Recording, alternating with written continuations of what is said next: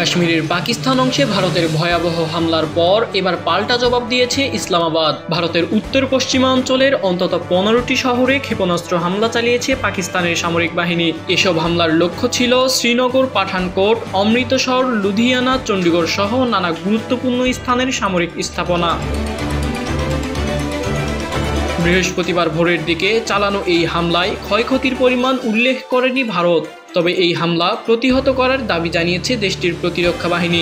ভারত সরকারের দাবি, পাকিস্তানের ছোড়া ড্রোন ও ক্ষেপণাস্ত্রের জবাবে ভারত ও লাহোর সহ পাকিস্তানের অন্তত 9টি সামরিক স্থাপনায় আঘাত হানে। এর মধ্যে একাধিক রাডার ও আকাশ প্রতিরক্ষা ব্যবস্থা ধ্বংস করা হয়। এ সময় ইসরায়েলের তৈরি হারপি ও হারপ নামের আত্মঘাতী ড্রোন ব্যবহার করা হয় বলেও জানিয়েছে তারা। এদিকে ভারতের ছোড়া অন্তত 25টি হারপ ড্রোন ভূপাতিত করার দাবি জানিয়েছে ইসলামাবাদ।